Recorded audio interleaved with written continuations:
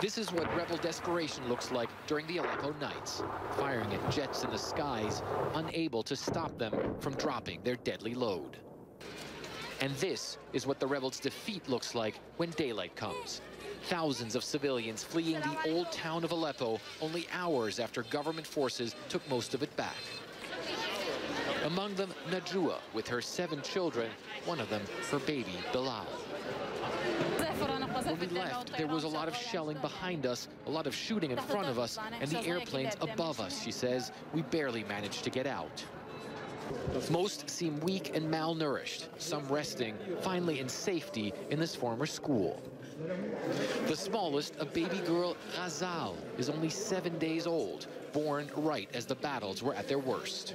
It's really remarkable, some of the scenes that we're witnessing here. Hundreds of people have already come across the border, crossing between eastern and western Aleppo, and many of them are taking shelter in buildings like this one, carrying only the very few possessions they could take as they fled.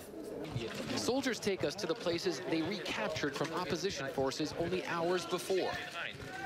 We see Syrian troops evacuating weak and elderly, and rebel barricades showing just how intense the fighting was.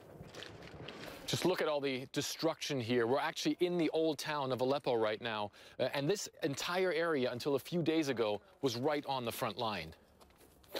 While this may not be the end of the opposition's fight in Aleppo, many of those fleeing describe the rebels' morale sinking and the harrowing conditions in the besieged areas.